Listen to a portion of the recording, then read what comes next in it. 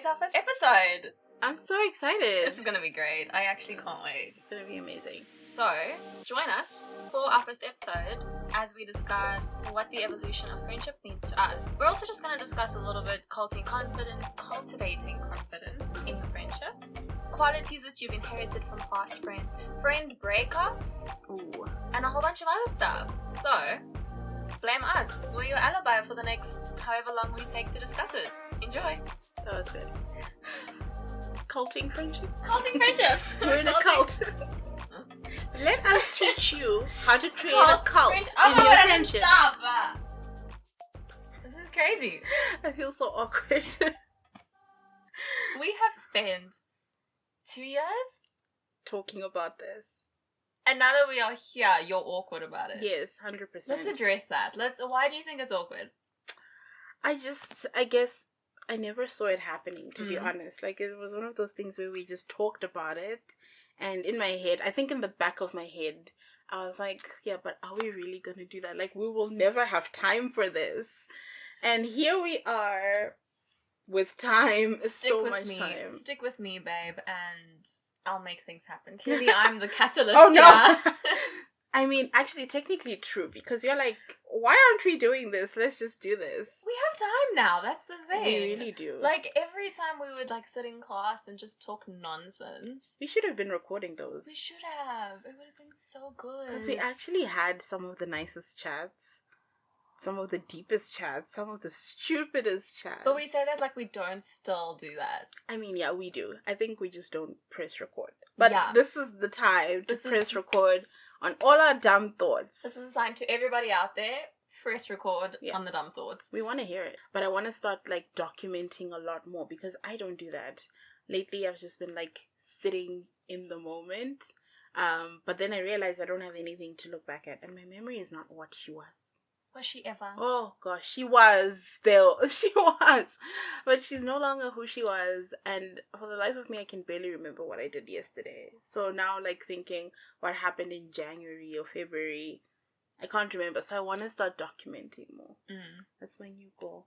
But I think if you put it into comparison or into perspective, right? When have you ever listened to the first episode of any podcast you've ever listened to? Funny enough, I actually do. Oh, okay, never mind. So, yeah, I'm that girl that will scroll all the way down to listen to your first podcast. Because the thing is, for me, it kind of gives me, a foundation or, a look behind who these people are. Okay. Before, because obviously, as we go on, we're going to, figure it out and perfect it. But, who were we when we were trying to figure things out? And it kind of gives me, a more authentic view of the hosts. So I listened to the first episode of a podcast. Okay, well, I don't have the energy to do that. But we're going to make everyone listen to the first episode of our podcast. Oh, really? We're going to force them? Oh, yeah. Hold them at gunpoint or just a very firm warning of a lack of friendship? We can start with that, and if it needs to escalate, we can make things happen. Okay, yeah. Okay. We will find their families. Oh my gosh, imagine threatening people that deeply just to listen to a podcast. Actually, that's so I'd be she's really not that deep. Oh my gosh. Oh my goodness. Oh, that would be so funny though. But anyways, I love that we are finally doing this. We're finally doing this. We're finally doing this. I'm excited. And honestly, I think for me at this point, I'm not speaking it into being. I'm just saying, even if no one listens to the podcast, I am happy that we finally took initiative to do something that we've been wanting to do. Yeah. Because how often do you just even as an individual say, oh, I want to do this, or even as friends want to go on a trip and it never leaves the group chat, but this has left the group chat. Yeah.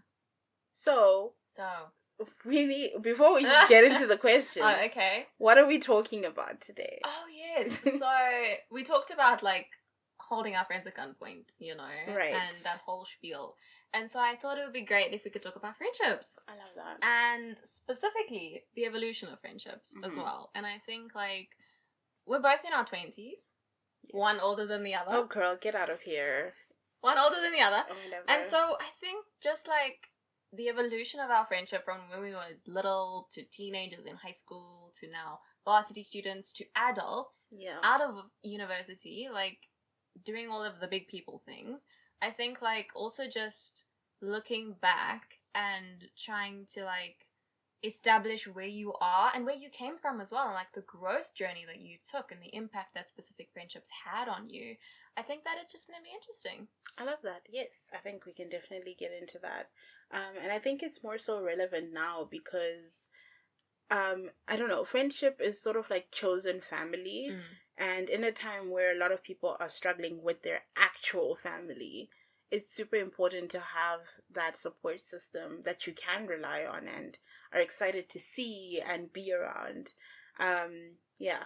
So I know you have questions. I do. I love being prepared. I'm the words lady. The words lady. I'm yes. the questions lady. We have to have it. But actually, like, I'm gonna go off script for a little bit.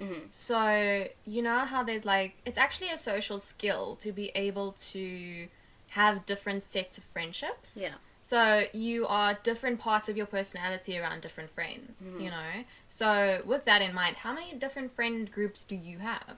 I look for friends that have very similar characteristics. So a lot of them get along. So for example, you have met some of my high school friends and you got along perfectly fine. And some of my childhood friends... Perfectly fine? We got along great. Okay. I love those girls. Okay, that's amazing. If they're listening, she loves you. I love you guys. So yeah, my childhood friends have also met some of my adulthood friends and they also get along. And now some of them are even friends on their own without me, which is extremely rude, but we move. I love like bringing my friends together though, because it just, I don't know, I think it validates my choice in who I want to keep around. The fact that everyone can get along regardless of what niche of friend group you're a part of. Yeah, how about you though? Like, I'm actually, one thing that I can say I'm proud of is like the friends that I've chosen, because they all get along.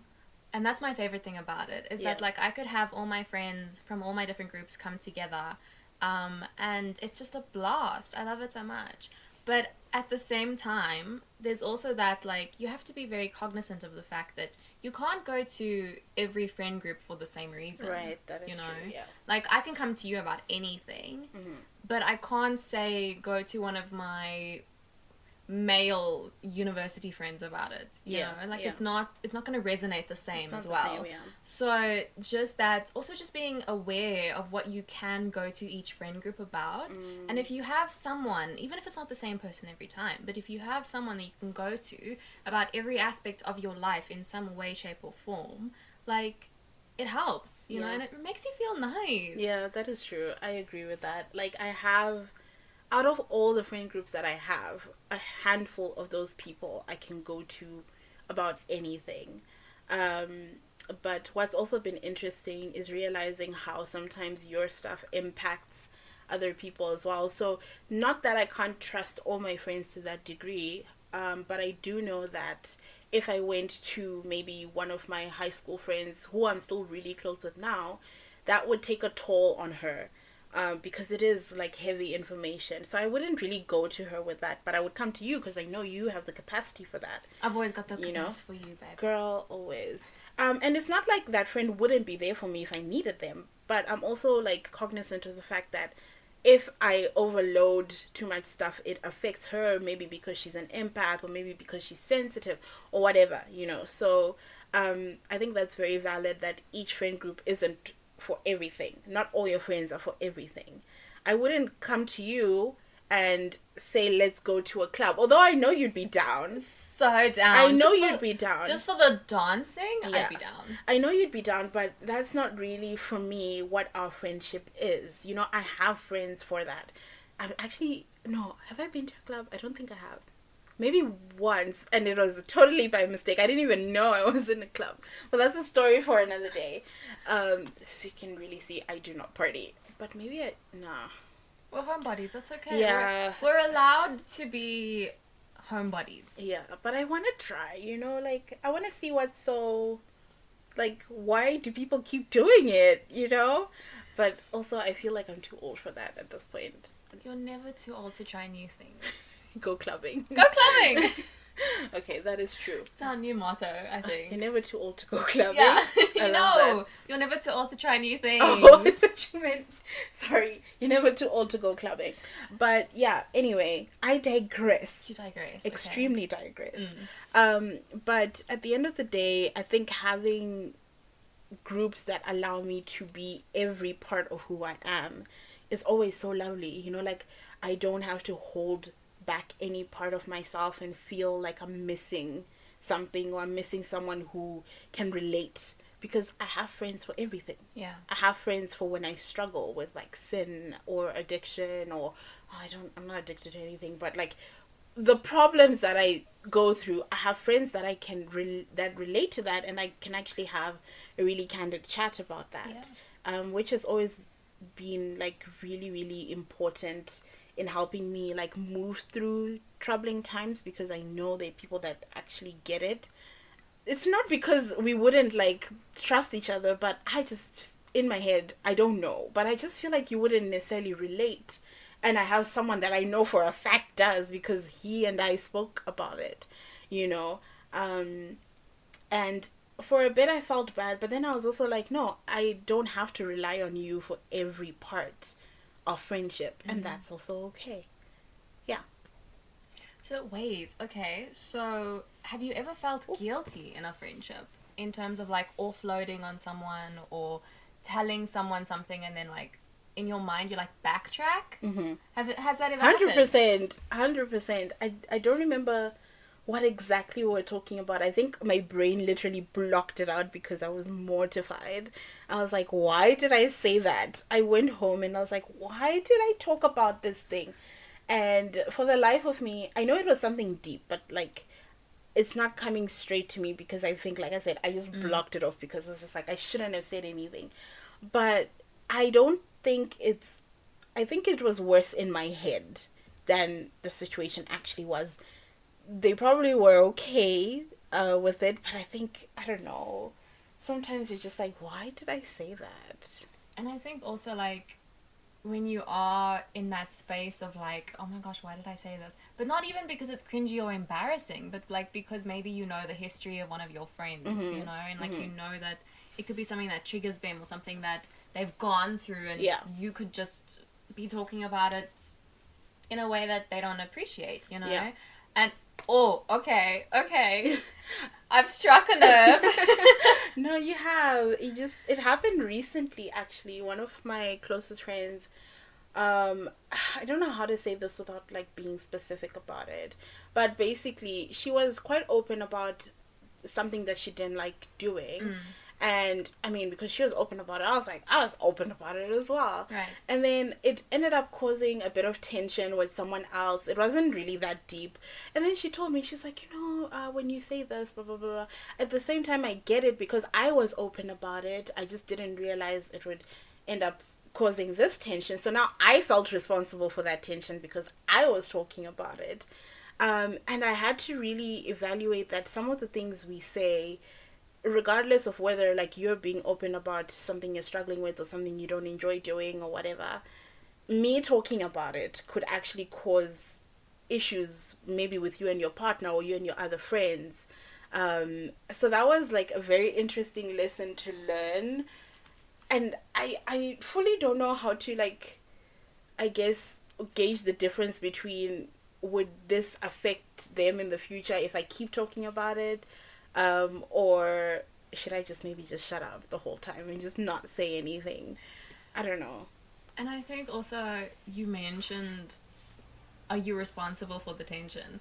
And like figuring, especially when it's a very close-knit friendship, figuring out responsibility in terms of emotions and feelings and potential conflicts that could come up is actually so difficult. Oh yeah. Like, as much as I like to think that I'm a very peaceful person, I do have a short temper from time to time, you know, and I do end up running out of patience eventually. And then it also becomes your responsibility to know yourself and to know when your, like, social battery has drained. Yeah. And then respond in a way that doesn't, like, end up in just yelling at the other person or creating a fight or something like that.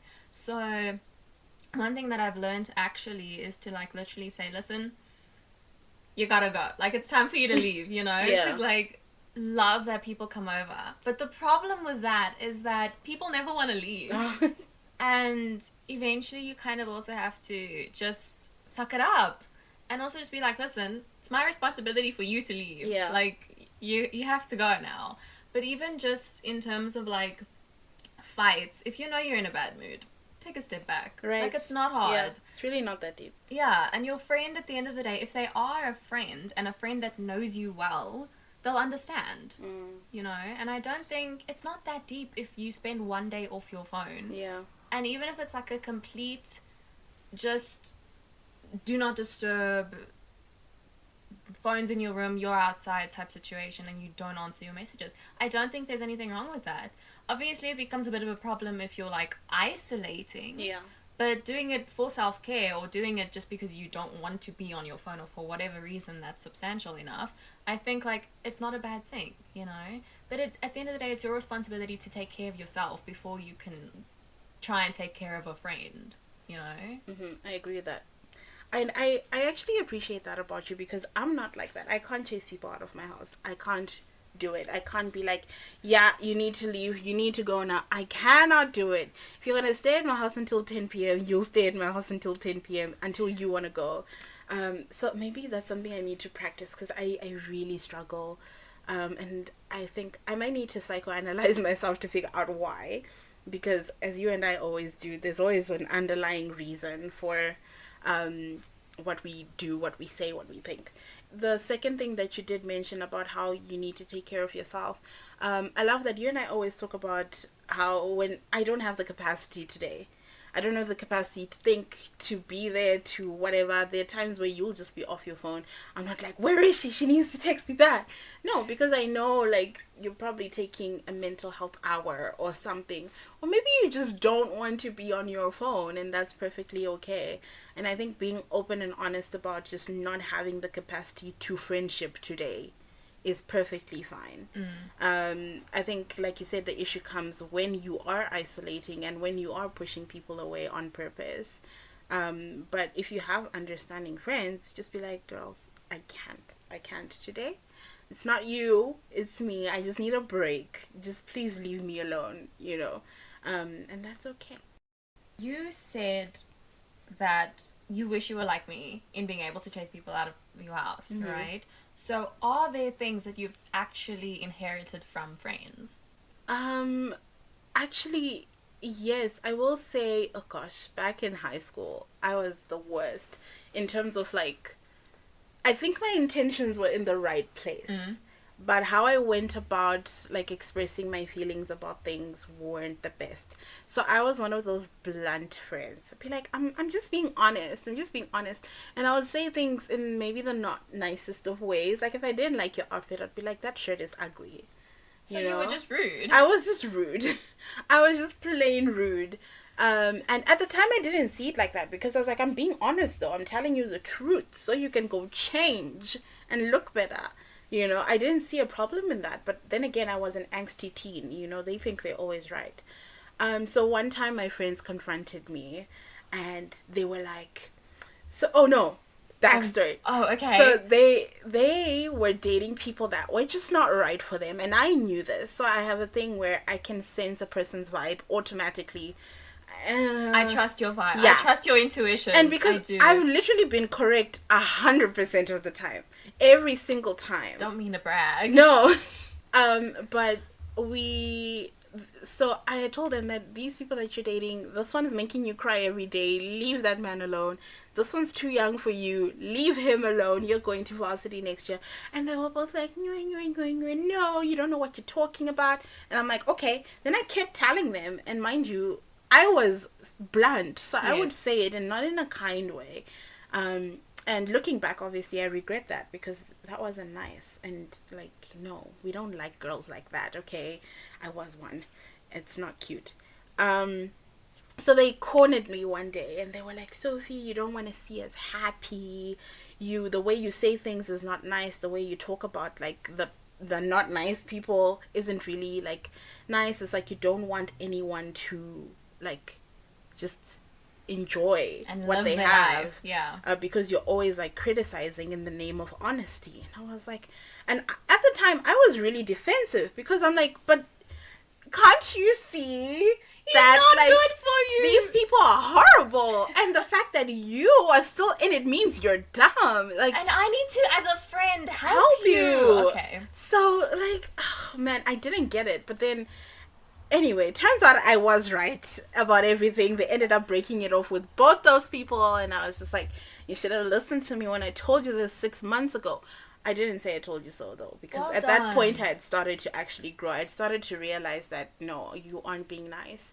And I was lashing out because at the time I was like suffering from depression and stuff, but still, it's not an excuse to be mean to people. So from that, I learned to be kinder, and just to be softer with my words, because they really do hurt, even if you're coming from a good place. So now whenever I have an issue with a friend or want to warn them about something, I come at it so much more like softer.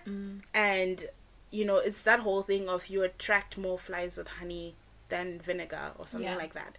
And that, I think for me, of all the friendships, that has been like the biggest lesson, just to be kind, to stop being so like blunt. Honesty doesn't need to be like harsh, you know. But yeah, honesty doesn't need to be harsh. It can come from a good place, and I think that's the biggest lesson so far. Because I really pride myself in being a good friend. I try my best to be a good friend, to be present, to be emotionally available, to be physically available if I can be. But yeah, that one was a tough one, a big one, because I almost lost my friends over that. Goodness. Yeah. What about you? What did you gain from friendships? I was actually quite an introverted little primary schooler, right? Like the Michaela that you know now. I'm like, I can't believe it. I was so introverted. I was a teacher's pet. I was like on my own during break time. I would always sit like on my own in class and stuff. And eventually, major life thing happened. My parents got divorced, as we know. And that kind of, it rocks you, you know? Like, you're a child. You're not expecting your parents to get divorced. And what ended up happening was, it was so weird, but that drastic change in my life was for the better, because I ended up being so much more myself than what I ever was when I was in primary school.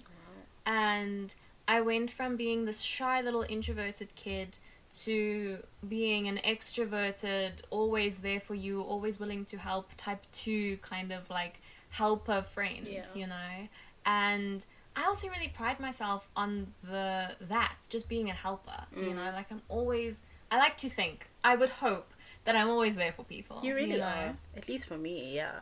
From where you're sitting, it's looking good. It's great. I love this friendship. But I think just the space that my friends gave me in order to grow into who I am today is something that I want to give to future friends. Is I want to allow you that space to grow, you know? And whether that growth be we become closer or we become further, I'll still respect you at the end of the day, and I'll still like love and cherish you as a friend. But I want to give the space that people gave to me to other people. I love that. Yeah.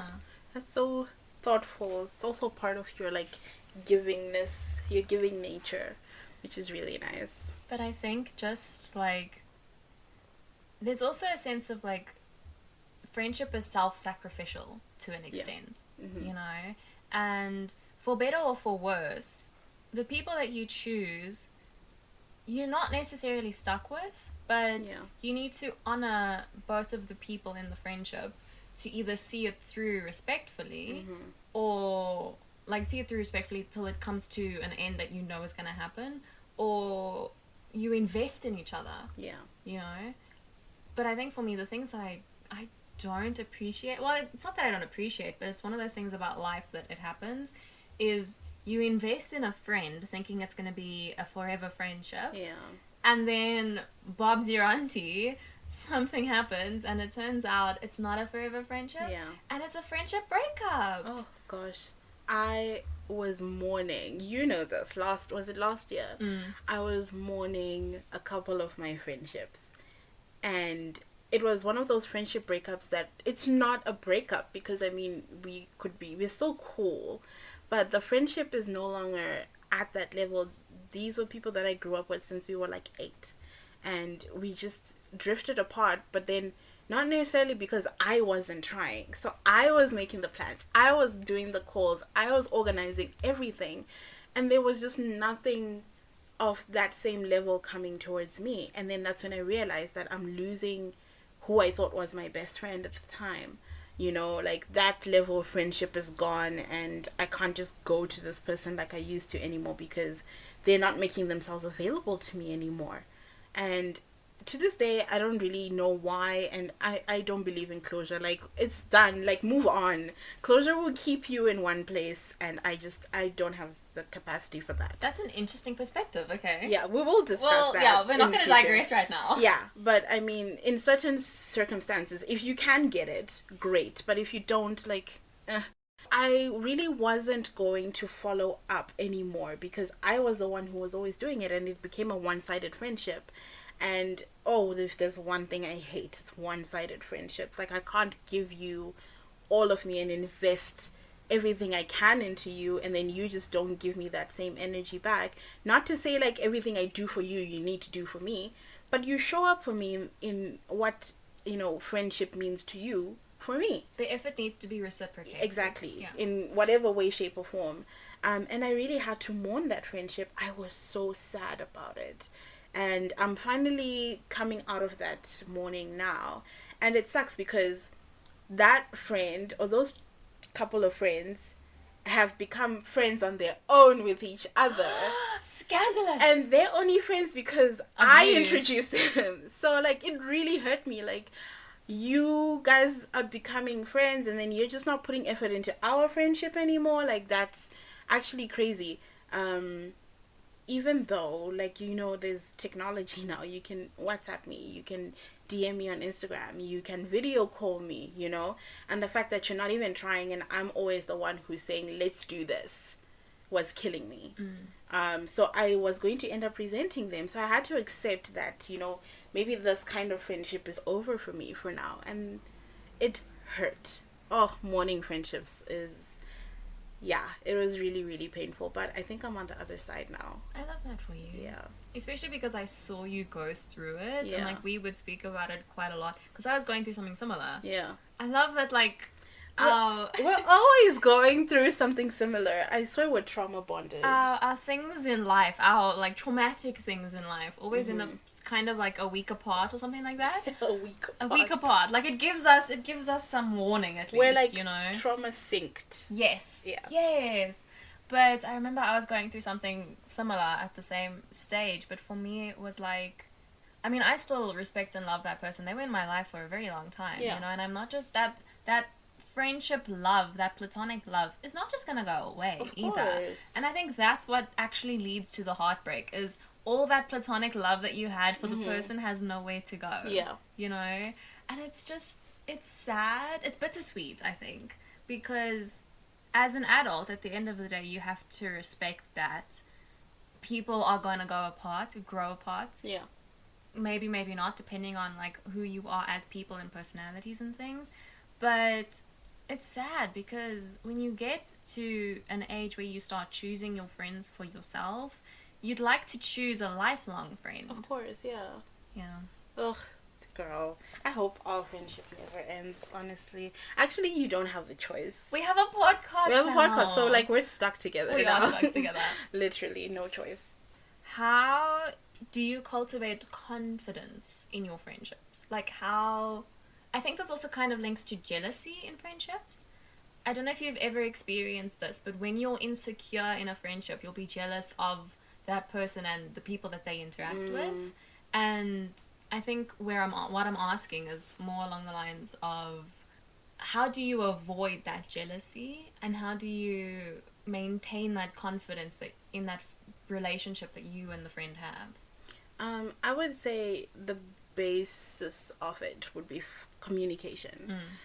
So I do this thing with my high school friends, especially, where I do a friendship check-in and I'm asking, how can I be a better friend to you? What have I been doing that you've really liked that you'd want me to continue doing? And it's been as simple as, if Sophie sends me dog reels and pictures and DMs on Instagram, I know she's thinking of me, and that means a lot to one of my friends. Whereas others want to be called, others want to be texted, others are like, well, you don't really need to call me that often. I'm okay with us like scheduling. Like, I have a friend where she's in my calendar for one call a month, and we're perfectly okay with that. So I think it's communicating what your friendship expectations are. In terms of feeling jealousy in friendships, it happens all the time. Sometimes you're like, you see this person interacting with other people and you're like, I've never seen this side of them. Why? And it's not necessarily a bad thing if you don't let it like eat at you, and if you remember like what we said earlier, different friends for different personality or characteristics. I think, yeah, at the end of it all, I think is just communication. If I didn't talk to you as often as I did, I'm pretty sure I'd be insecure in our friendship, because I'd be like, she has another bestie? Who? That I don't know of? What do you mean? She's cheating on me. But I think it's because we do talk all the time, and also the things we talk about made me feel secure, because I don't talk, the things I tell you, I don't just tell everyone, because like they just wouldn't get it like that, you know.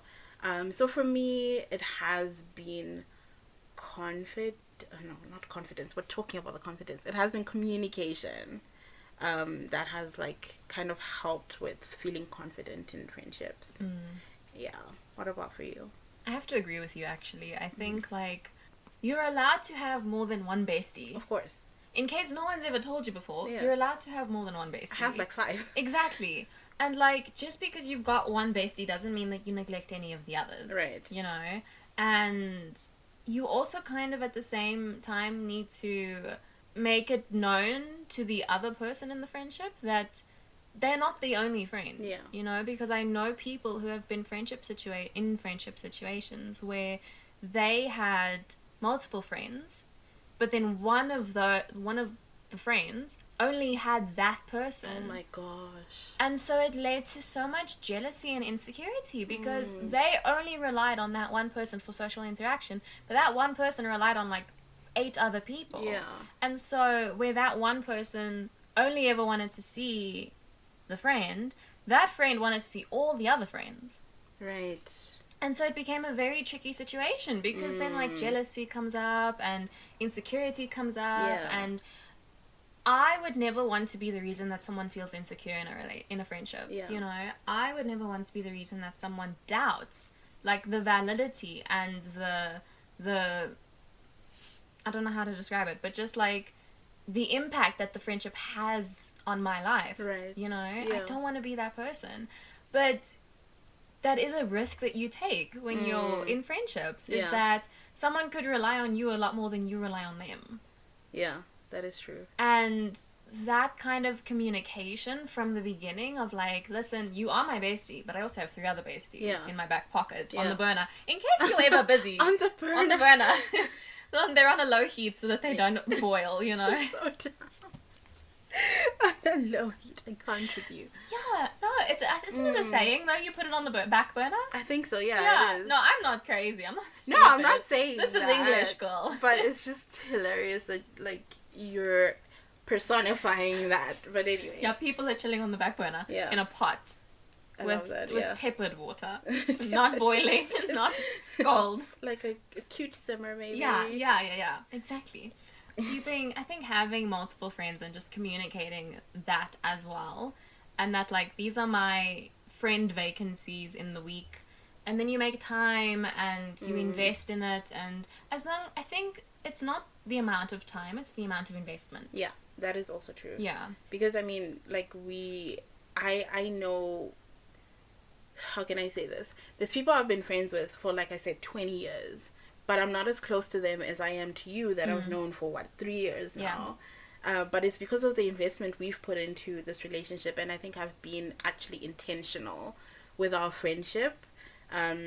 Although maybe we don't necessarily speak about the details of the intentionality, it's pretty clear. Yes. Based on our friendship that we actually put effort into that. And yeah, I think that is also kind of why I want my friends to meet each other. So that it doesn't build that like weird resentment, because they already kind of know each other. They don't have to be friends, but they kind of get the vibes. And I would hope my friends are like emotionally mature enough to be like, okay, I can see why she's friends with her, and maybe that's why they hang out more in the week. It doesn't necessarily mean that, you know, she doesn't want to hang out with me. Maybe this week she needs more, I don't know, fun in her life or whatever. But yeah, luckily I haven't really had like many problems in my own friendships dealing with insecurity. Yeah, I don't think I actually have, which is nice. I love that. It's a problem I don't want to have. But honestly, we love our friends. Yeah. You know, we love each other. Oh, I love you too. But we love all our other friends as well. And I think just as much. Just as much. Yeah. Not a little bit more, though. Wait, like you love them more? I'm asking. Not a little bit more than you love me? No. Equally. I love all my friends equally. It sucks that you're not choosing a favorite. I will never choose a favorite. There's a Can't lot. relate. I have favorites. Do you? At different times, though. Like, at different times of my life. Really? Yeah. But also, it's stupid. Like, if someone brings me a coffee, I'm like, you're my favorite. You know? Oh, okay, like, okay. It's So also it's just not in passing. It's not actively, Okay. these are my... Like, I don't rank my friends every week. We can rank each other. You'll always be my number Well- one between the two of us. Between the two of us, I'm my number one as well. Oh, wow. Okay. We're done. We're done. So Are we this done? is it. We're done. We're not doing any Thank more you. podcast episodes. We're breaking up. Because what do you mean? So I'll see you next week? Yeah. Great.